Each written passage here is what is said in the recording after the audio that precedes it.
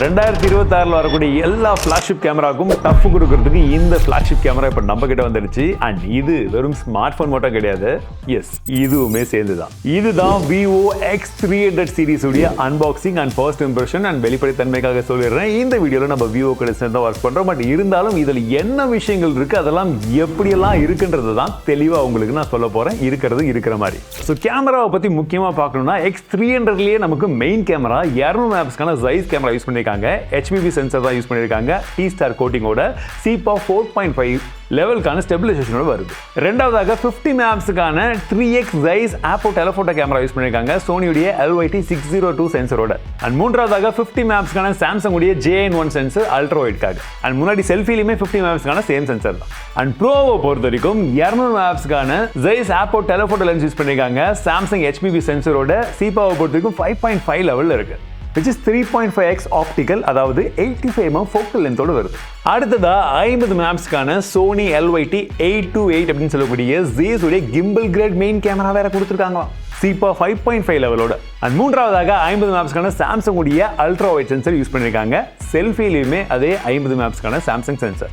ப்ரோல இருந்து ஸ்டார்ட் பண்ணிடலாம். அதுவும் 200 மேப்ஸ்க்கான ஐரஸ் போட்டோ உங்களால 3.5x ஆப்டிக்கல் ஜூம்ல எடுக்க முடியும், which is 85mm. பார்க்கிறதுக்கு எந்த அளவுக்கு டீடைல் இருக்குன்றத இன்னும் ஜூம் பண்ணாலும் நமக்கு கிளியரா தெரியுது பாருங்க. அதுலயும் இந்த எக்ஸ்டெண்டரை போட்டு நம்ம எடுக்கும் போது அதே 200 மேப்ஸ்ல உங்களால 200mm கான ஃபோக்கல் லென்த்லயுமே நமக்கு இந்த கிளாரிட்டி கிடைக்குது. சமல்ல. அண்ட் இந்த லென்ஸை வெறும் ப்ரோவுக்கு மட்டும் கிடையாதுங்க, நம்ம நார்மல் X300க்குமே போட்டுக்க முடியுன்றது ஒரு கூடுதல் அட்வான்டேஜ். ஆனால் தனியாக தான் வாங்கணும். இது சும்மா சாம்பிள் தாமான்ற மாதிரி நாங்கள் இதே 85mmல எடுத்த மற்ற சாம்பிள்ஸை வந்து பாருங்க, எந்த அளவுக்கு டீட்டெயில்டாக உங்களுக்கு வந்து அந்த இமேஜ் கேப்சர் ஆயிருக்குன்றது ரொம்ப நல்லாவே டிஃப்ரென்ஸ் தெரியும். இன்ஃபேக்ட் உங்களுக்கு HDRமே நல்லாவே வந்து மெயின்டைன் ஆயிருக்கு, டைனமிக் ரேஞ்சுமே சூப்பராக இருந்திருக்கு. 85mm ஆப்டிக்கல் குவாலிட்டியில் மட்டும்தான் இந்த அளவுக்கு நினைக்காதீங்க, இதுக்கு மேலே நான் ஜூம் பண்ணும் போதும் அந்த இமேஜ் குவாலிட்டியுமே பாருங்க. இன்ஃபேக்ட் அதுவும் ஹியூமன் சப்ஜெக்ட்லாம் இருந்ததுன்னா அதை ப்ராப்பராக பேலன்ஸ் பண்ணி நமக்கு எந்த மாதிரி இமேஜ்ன்றது அழகாக வருது. இது வெறும் ஹியூமன் சப்ஜெக்ட்டுக்கு மட்டும் கிடையாது, நீங்கள் அனிமல்ஸ் பிரியராக இருந்தீங்கன்னா அங்கேயுமே பார்க்குறதுக்கு விதமாக இந்த மாதிரியெல்லாம் நீங்கள் எடுத்துக்கலாம். எஸ், உங்களுக்கு இதில் எந்த இமேஜ் இல்லை எந்த அனிமல் ஸ்பெஷலி பிடிச்சிருக்கிறத சொல்லுங்கள். இந்த மாதிரி சண்டை போட்டு டயர்டாகி படுத்திருக்கக்கூடிய புலியும் பிடிச்சிருக்கதான்றதையும் சொல்லுங்கள், இல்லை நம்ம நேஷனல் பேர்டும் பிடிச்சிருக்கதான்றதையும் சொல்லுங்கள். பட் எனக்கு பர்சனலி பிடிச்சது இந்த X300 யூஸ் பண்ணாமலேயே இதில் நான் 10xல எடுக்கும் போது இந்த ஒயிட் டைகர் எப்படி தெரியுது பாருங்கள். இப்போ X300 யூஸ் பண்ணதுக்கு அப்புறமா இன்னும் க்ளோஸராக போய் அதில் எந்த அளவுக்கு டீட்டெயில் வருதுன்னு பாருங்கள். ஓரளவுக்கு பீடி தான் இருந்தது, பட் எடுத்தது நான். பட் உங்களுக்கு எப்படி இருக்குன்றதை சொல்லுங்கள். ஆனால் X300 போட்ட உடனே நமக்கு பை டிஃபால்ட்டாகவே 200mm தான் வந்து இருக்கும். அதுக்கு மேலே நம்ம 400, 800, அதுக்கு மேலே நம்ம 1000, 2000லாம் போகும்போது இமேஜ் வந்து பாருங்கள், தூரமாக உக்காந்துட்டு இருந்த ஒரு காட்டு மான் அதை எந்த அளவுக்கு இது எடுத்திருக்குன்னு சொல்லி அதில் இருக்கக்கூடிய அந்த ஏர் டெக்ஸ்சர் கூட கேப்சராக இருக்குது. காட்டு மான் மட்டும் கிடையாதுங்க, எருமையாக இருக்கட்டும், இது வந்து ஏதோ இந்த லயன் கிங்லாம் வருமாமே, அந்த அனிமல் பேர் சொன்னாங்க, எனக்கு மறந்துட்டேன். அது இன்னும் நிறைய எடுத்திருக்கோம், அதுவுமே எப்படி இருக்குன்னு பாருங்கள். ஸ்பெஷலி இந்த பேர்டை வந்து நான் ரொம்ப கஷ்டப்பட்டு அந்த கண்ணில் இருக்கக்கூடிய டீட்டெயில்ஸ்லாம் எனக்கு சத்தியமாக அங்கே தெரியல. பட் இங்கே நான் அந்த லென்ஸ் எல்லாம் போட்டு எடுக்கும்போது எனக்கு இன்னுமே தெரிஞ்சது. ஸோ பை டிஃபால்ட்டாக நம்ம கேமராவில் ஃபோக்கல் லென்த் யூஸ் பண்ணும்போது அந்த டீட்டெயில் கேப்சர் ஆகிறது ஒரு பெரிய ப்ளஸ். இல்லை நீங்கள் இன்னும் எக்ஸ்ட்ரா அட்வான்டேஜோட அந்த ஃபோக்கல் லென்த் இந்த லென்ஸ் எல்லாம் யூஸ் பண்ணுறீங்கன்னா இன்னும் கொஞ்சம் எக்ஸ்ட்ரா டீட்டெயில்ஸுமே எனக்கு பர்டிகுலர்லி கேப்சர் ஆச்சு. அதற்கான இன்னொரு காரணம் என்னன்னு பார்த்தீங்கன்னா, பை டிஃபால்ட்டாக நீங்கள் பேர்டை வந்து 10xல ஜூம் பண்ணி எடுக்கும் பொழுது அங்கே ஏதாச்சும் பேர்டெல்லாம் இருந்ததுன்னா Zeiss மிரோட்டார் டெலஃபோட்டோ மோட் வந்து ஆன் ஆகிடுது. ஸோ பேர்ட்ஸ் எல்லாம் டக்குன்னு ஃபாஸ்ட்டாக மூவ் ஆகும் இல்லைங்களா. ஸோ அதற்கேற்ற அந்த ஷட்டர் ஸ்பீட்லாம் அட்ஜஸ்ட் பண்ணி பேர்டை கேப்சர் பண்ணுறதுக்கு இந்த மோட் ஹெல்ப்ஃபுல்லாக இருக்கும். பட் நார்மலாக எடுத்தால் அதெல்லாம் வராது. அதனால தான் இதில் உங்களுக்கு நம்ம பார்க்கும்போது நம்மளும் ஃபோட்டோகிராஃபர் தான் அப்படின்ற மாதிரி ஒரு ஃபீலை கொண்டு வந்துருக்கு. அண்ட் போர்ட்ரேட்லையுமே எட்ஜ் டிடெக்ஷன் ரொம்பவே நல்லா வந்திருக்கு. மல்டி ஃபோக்கல் போர்ட்ரேட்லையுமே வந்து பார்த்தீங்கன்னா உங்களுக்கு இமேஜ் குவாலிட்டி மாறல, கலர்ஸ் ரீட்டைன் பண்ணிருக்கு. அட் த சேம் டைம் உங்களுக்கு HDR நல்லாவே வந்து ப்ராசஸ் ஆயிருக்கு. ஸ்பெஷலி இந்த ஃபோட்டோலாம் பாருங்கள், அந்த சென்டரில் இருக்கிற ஃபோட்டோவில் கீழே தண்ணியில் என்னுடைய கால் இருக்கும் போது அந்த கலரையுமே ரிட்டைன் பண்ணியிருக்கு. பின்னாடி ஸ்கையுமே வந்து பார்த்தீங்கன்னா உங்களுக்கு நல்லா ப்ராசஸ் பண்ணி அதையுமே எடுத்து கொடுத்துருக்கு. சென்டரில் இருக்கக்கூடிய அந்த ஆப்ஜெக்ட், அதாவது அந்த பர்சனுடைய அந்த ஸ்கின் டோனையுமே மேட்ச் பண்ணி எடுத்துருக்கு. எட்ஜ் டிடெக்ஷனுமே வந்து எந்த இடத்துலையுமே வந்து மிஸ் ஆகலை. ப்ளஸ் இன்னும் ஒரு சில இடத்துல கூட பார்த்தீங்கன்னா பின்னாடி ஃபுல்லாக பீச் அந்த தண்ணி எல்லாமே இருக்கும், அதையுமே கரெக்டாக வந்து ப்ராசஸ் பண்ணி கொடுத்துருக்கு. சரி, டே டைமில் தான் எப்படி இருக்குது, லோ லைட்லையும் நைட் டைம்லையும் எப்படி இருக்குன்னு பார்த்தீங்கன்னா அந்த ஷாட்டுமே நல்லாவே ப்ராசஸ் ஆகிருக்கு. அதுவும் கொஞ்சம் லைட் இருந்தாலே போதும், அதை சூப்பராக கொடுக்குது. அதுவும் பேக்ரவுண்ட்லாம் இந்த மாதிரி லைட் இருந்ததுன்னு வச்சுக்கோங்களேன், இந்த Zeiss உடைய bokeh flare இருக்கவே இருக்கு. நமக்கு Biotar, B speed, Sonnar, Planar, Distagon, cine flare, cinematic அப்படின்றது போல உங்களுக்கு வேணுன்றதை விதவிதமாக எடுத்து வச்சுக்கலாம். அண்ட் இப்போ மெயின் கேமராவை பார்க்கணும்னா 24mm நம்ம எடுத்த ஃபோட்டோஸ் எல்லாமே சூப்பராக வருதுங்க. நல்ல ப்ராசஸிங், அதுவும் இருக்கக்கூடிய ஆங்கிள்லாம் நீங்கள் வச்சு எடுக்கும் போது பாருங்கள் ஒவ்வொரு இடத்துலையுமே ஒவ்வொரு மாதிரி. ஸ்பெஷலி இந்த பீச் ஃபோட்டோ நம்ம போர்ட்ரேட்டில் பார்த்தோம் பார்த்தீங்களா, டெலஃபோட்டோலாம், அதே இதில் எடுக்கும்போது அந்த டிஃப்ரென்சஸ் பாருங்களேன். உங்களுக்கு அந்த மெயின் கேமரா எடுக்கும் போது உங்களுக்கு பார்க்குறதுக்கு அந்த கிளாரிட்டியுமே இருக்கும், கூடவே அந்த HDRமே இந்த இடத்துலையுமே கரெக்டாகவே ஒர்க் ஆகிருக்கு. இன்க்ளூடிங் அந்த ஸ்கையாக இருக்கட்டும், கீழே இருக்கக்கூடிய பாறையாக இருக்கட்டும், ஹியூமன் சப்ஜெக்டாக இருக்கட்டும். ஸோ எல்லாத்துலேயுமே நமக்கு அந்த டீட்டெயில்ஸ் ப்ளஸ் அந்த ஸ்கின் டோன் எல்லாமே பர்ஃபெக்டாக மேட்ச் ஆகிருக்கு. அதுவும் இந்த லோ லைட்டில் நம்ம அந்த சன்னைலாம் எடுக்கும்போது அந்த சன்செட்லாம் வந்து பார்த்தீங்கன்னா அட்டகாசமாக இருக்குது. அண்ட் இது என்னோட ஃபேவரெட்டு. ஃபுட் இமேஜ் எடுத்து நம்ம வால்பேப்பராக வைக்கணும் ட்ரை பண்ணலாம் சரி, இல்லை சாப்பிடும் போது எப்படிலாம் இருந்துச்சுன்றதை பார்க்குறதுக்கு எடுத்தாலுமே சரி, இந்த மாதிரிலாம் பார்க்குறதுக்கு நல்லா இருந்துச்சு. பட் அன்ஃபார்ச்சுனேட்லி ஒன்று மட்டும் தான் நான் சாப்பிட்டேன். அல்ட்ரா வைட் ஓகே, இந்த அளவுக்கு கம்ப்ளீட் ஆகாதுன்னு தான் நினச்சேன். பட் நான் எடுத்த 2-3 ஃபோட்டோ, ஸ்பெஷலி இந்த ஃபோட்டோவை பாருங்கள், அது ஒரு எக்ஸாக்ட் பாயிண்ட், ஒரு நல்ல கர்வ். அதில் படிக்கட்டில் நின்று நாங்கள் தூரமானது எடுக்கும்போது அந்த ஷாட்டை வந்து ஒரு பர்ஃபெக்ட் நார்மல் ஷாட்டாக இருந்தால் எப்படி இருக்குமோ, நமக்கு வேணுன்ற ஆங்கிளோட சேர்த்து அதை கவர் ஆனது, நல்ல கிளாரிட்டியுமே இருந்தது. ஒரு சூப்பரான ஒரு விஷயம். ஸோ கிளாரிட்டி இதுலேயுமே ஓரளவுக்கு கொஞ்சம் நல்லா இருக்குது.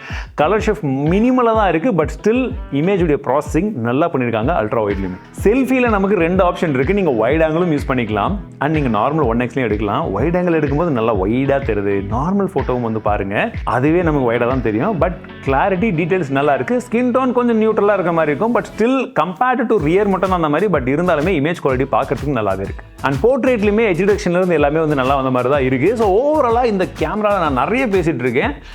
எடுத்த எல்லா இமேஜஸுமே நான் கூகுள் டிரைவில் போட்டு லிங்க் டிஸ்கிரிப்ஷனில் கொடுக்க சொல்கிறேன். அதை போய் நீங்கள் செக் பண்ணி பாருங்கள், எப்படி இருக்குன்னு உங்கள் கருத்துக்களை ஷேர் பண்ணுங்கள். வீடியோவை பொறுத்த வரைக்கும் போன ஜென்ரேஷனில் ஓரளவுக்கு இம்ப்ரூவ் பண்ணியிருக்கிறதா சொல்லியிருந்தாங்க. ஸோ நாங்கள் எடுத்த சாம்பிள் வீடியோஸை பாருங்கள். நார்மல் வீடியோவில் உங்களால் 4K 120 fps எடுக்க முடியும், 8K வீடியோவும் எடுக்க முடியும்.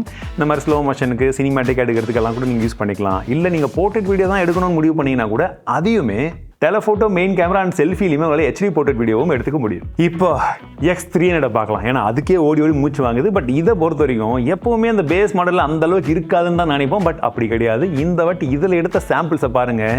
மெயின் கேமராவாக இருக்கட்டும், டெலஃபோட்டோவாக இருக்கட்டும், அதுலேயுமே குறிப்பாக இந்த பேர்டி ஃபோட்டோஸ் எல்லாம் எடுக்கும் போது X300 ப்ரோவை விட இதில் ஒரு சில டைம்லாம் அந்த கலர்ஸ் நல்லா பாப்பப் ஆகி வந்த மாதிரி இருந்தது. இந்த டர்ட்டிலாக இருக்கட்டும், இல்லை இந்த சிங்கம், புலி, இதில் எது எடுக்கும் பொழுதுமே வந்து பார்த்தீங்கன்னா இது நானும் சலச்சவன் இல்லை அப்படின்ற அளவுக்கு இமேஜ் குவாலிட்டி இதுலயுமே எடுத்த முடிச்சது. ஆனால் இந்த 200 மெகாபிக்சல் கேமரா இருக்கிறதுனால நம்மளால AI one shot multi crop மாதிரி இந்த மாதிரி ஃபீச்சர்ஸும் இருக்கு. ஸோ நம்ம ஜூம் பண்ணி அங்கங்கே பார்க்கும்போது கொஞ்சம் சினிமேட்டிக்காக நீங்கள் அங்கங்கே ஷேர் பண்ணுறதுக்கு யூஸ் பண்ணிக்கலாம். இதையுமே 2 ஃபோன்ல எடுக்க முடியும். அண்ட் கூடவே வந்து பார்த்தீங்கன்னா AI லேண்ட்ஸ்கேப் மாஸ்டர் மூலியமாக நீங்கள் இந்த வெதர் ஃபில்டர் அண்ட் கூடவே கிரியேட்டிவ் ஸ்டைல்ஸ், அதாவது இப்போ நம்ம இப்படி எடுக்கிறோம் நார்மலாக, பட் இது செட் ஆகாதுப்பா, கொஞ்சம் நல்லா பனி வந்தால் இந்த இடத்துல எப்படி இருக்கும், இல்லை அப்படி வின்டராக இருக்கிறது அப்படியே வந்து நமக்கு ஸ்ப்ரிங்காக மாறினா இதுவும் இல்லை, நல்லா ஒரு சன்னு வந்து பின்னாடி இப்படி இருந்தால் இது பார்க்குறதுக்கு செம்மையாக இருக்குல்ல, அந்த மாதிரி தான் தோணும். ப்ரோ இமேஜிங் சிப் VS1 வந்து கொடுத்துருக்காங்க.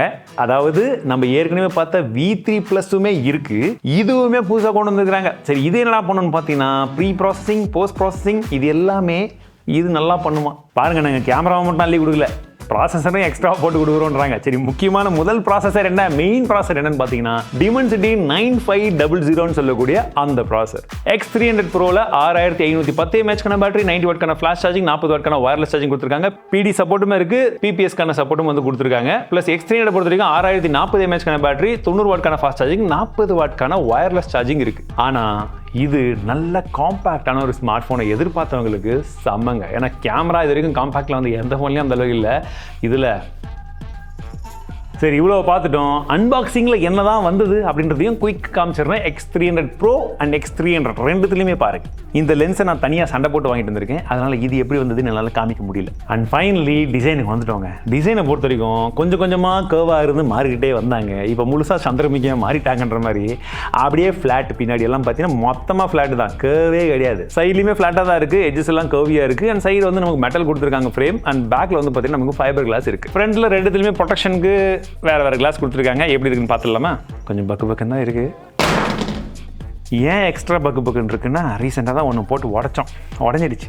ஸோ டிசைனில் முக்கியமான விஷயம் வந்து பார்த்தீங்கன்னா இந்த X300 ப்ரோவில் நமக்கு சுற்றி ஒரு பர்ஃபெக்டான ஒரு கேமராவை நம்ம கையில் பிடிச்சி அந்த லென்ஸ் எல்லாம் யூஸ் பண்ண எப்படி இருக்கும் அந்த ஒரு ரிம் ஸ்டைல் வந்து கொடுத்துருக்காங்க. கொஞ்சம் பெருசாகவும் இருக்குது.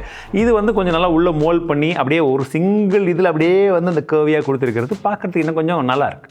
வெயிட் X300 வந்து பார்த்தீங்கன்னா 190 கிராம் இருக்குது. கையில் எடுக்கும்போது இன் அண்ட் ஃபீலாக இருக்கட்டும், வெயிட் டிஸ்ட்ரிபியூஷனாக இருக்கட்டும் சூப்பராக இருக்குது. அண்ட் X300 ப்ரோவை பொறுத்த வரைக்கும் கேமரா கொஞ்சம் மேலே அதிகமாக இருக்கிறதுனால அப்படியே மேல் பக்கமாக கொஞ்சம் சாயம். ஸோ அதை மட்டும் பார்த்துக்கோங்க. வெயிட் பொறுத்த வரைக்கும் 226 கிராம் இருக்குது. IP68 16 ரேட்டிங்கும் இதில் இருக்குது. நீங்கள் கேட்குறது புரியுது. தண்ணிக்குள்ளெல்லாம் போட்டு முக்கி இன்னும் கடலுக்குள்ளே இருக்கிற உயிரினங்களெல்லாம் ஃபோட்டோ எடுத்துக்கலாமான்னு கேட்குறீங்க. நெக்ஸ்ட் டைம் ட்ரை பண்ணுறேன் தனியாக ஒரு ஷார்ட்ஸில் அதுவும் வரும். ஃபோன் கெட்டு போச்சுன்னா நாங்கள் பொறுப்பு இல்லைன்னு வாங்க.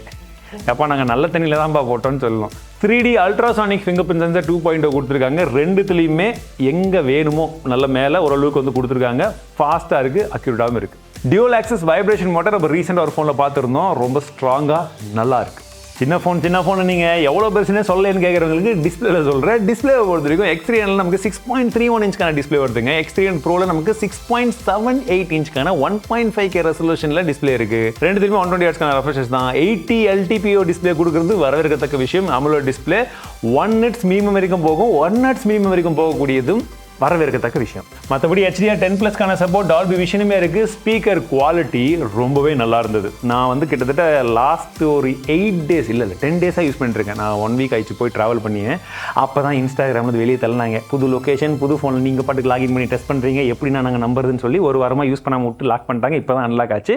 ஸோ அப்போ இருந்து யூஸ் பண்ணிட்டுருக்கேன். ஆடியோ குவாலிட்டி படம் பார்க்கும்போது நம்ம வீடியோ செக் பண்ணும்போதெல்லாம் சூப்பராக இருந்துச்சு.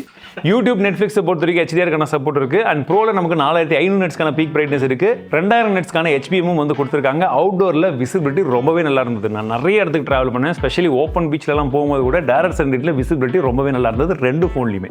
அண்ட் கஸ்டம் பிரைட்னஸ் 2.0 இருக்குது. அந்த டெஸ்ட்டு நீங்கள் எடுத்துக்கிட்டிங்கன்னா நமக்கு எந்த அளவுக்கு செட் ஆகுன்றதையும் அதை கால்குலேட் பண்ணி அதற்கேற்ப லோ பிரைட்னஸ் எவ்வளோ, ஹை பிரைட்னஸ் எவ்வளோன்றதையும் கொண்டு வந்துக்கலாம். ரொம்ப சிம்பிள் டெஸ்ட் தான். அதுக்கெல்லாம் பயப்பட வேணாம். ஏன்னா டெஸ்ட்னால நமக்கு அலர்ஜி. ஸோ நீங்கள் கொஞ்சம் பார்த்து பார்க்குவோமா. கூடவே நமக்கு ரொம்ப எதிர்பார்த்த அந்த ஆரிஜின் ஓஎஸை ரெண்டுத்துலையுமே அவுட் ஆஃப் த பாக்ஸ்லேயே கொடுக்குறாங்க.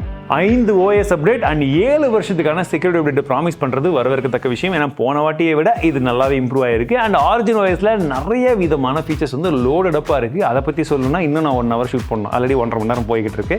ஸோ ஆரிஜின் ஓஎஸை பற்றி டெடிகேட்டடாக வீடியோ வேணுமா, டிப்ஸ் அண்ட் ட்ரிக்ஸை பற்றி அப்படின்றத கமெண்ட்ஸில் சொல்லுங்கள். வேணும்னு நினச்சிங்க லைக் கொடுங்க. சீக்கிரமாக கொண்டு வந்துடும். இருந்தாலும் குயிக்காக பார்க்கணுன்னா இந்த விஷுவல்ஸ் எல்லாம் மாற்றிருக்காங்க. லாக் ஸ்க்ரீனாக இருக்கட்டும், கண்ட்ரோல் சென்டர் இருக்கட்டும், ஸ்பெஷலி இந்த ஃப்ளிப்கார்ட்ஸ் எனக்கு ரொம்பவே வந்து பிடிச்சிருந்தது. அண்ட் ஆரிஜின் ஐலாண்டுமே இருக்குது. அனிமேஷன்ஸ் எல்லாம் பார்க்குறதுக்கு நல்லாவே ஸ்மூத்தாக இருக்குது. எங்கேயும் சுடலை. நாங்கள் வந்து சொந்தமாக வளர்த்த செடி இது அப்படின்னு சொல்லுவாங்கன்னு நினைக்கிறேன். ஆஃபீஸ் கிட் இதுலேயுமே கொடுத்துருக்காங்க. இதை நம்ம ஏற்கனவே வேறு ஃபோனில் பார்த்துருக்கோம். சிஸ்டம்லாம் கனெக்ட் பண்ணுறதுக்கு ஒரு நல்ல ஃபீச்சர். கூடவே நோட்ஸில் வந்து பார்த்தீங்கன்னா AI ஃபீச்சர்ஸ் நிறைய இருக்குது. ஸ்கேன் பண்ணி நம்ம டாக்குமெண்ட்டே வந்து வச்சுக்க முடியும் இங்கேயே. இதுவும் ஒரு நல்ல அடிஷன். கனெக்டிவிட்டி ரெண்டு ஃபோன்லையுமே கிட்டத்தட்ட ஒரே விஷயங்கள் தான் இருக்குது. USB 3.2 Gen 1 ப்ரோவில் Wi-Fi 7 இருக்குது. Bluetooth 6 கொடுத்துருக்காங்க. NFC-மே இருக்குது. IR Plus ரெண்டுத்துலையுமே வந்து இருக்குது. 5G பேண்டை பொறுத்த வரைக்கும் ப்ரோவில் நமக்கு 19 பேண்ட்ஸ், இதில் 17 பேண்ட்ஸ். அண்ட் மற்றபடி இந்த ஸ்மார்ட் ஃபோனுடைய ப்ரைஸிங் இப்போ இந்த டைமில் எனக்கு இன்னும் தெரியாது. நான் ப்ரைஸிங் தெரிஞ்ச உடனே இங்கே போட சொல்கிறேன். பாருங்கள். அந்த ப்ரைஸிங்கு இந்த ஸ்மார்ட் ஃபோனை பற்றின உங்களுக்கு கருத்துக்கள் சொல்லுங்கள். ஏன்னா ஃப்ளாக்ஷிப் ஸ்மார்ட் ஃபோன் எப்படியும் விலை கொஞ்சம் அதிகமாக தான் இருக்கும். பட் கம்பேரிட்டிவ்லி நீங்கள் இப்போ ரீசெண்டாக வந்து எந்த ஃபோனை பார்த்தாலும் எல்லாத்தையுமே விலை ஏற்றிட்டாங்க. காரணம் என்னன்றது உங்களுக்கும் தெரியும். ரேமு, அது ஸ்டோரேஜுடைய ப்ரைஸிங் எல்லாம் ஏறிக்கிட்டு இருக்கு ஏஐனால.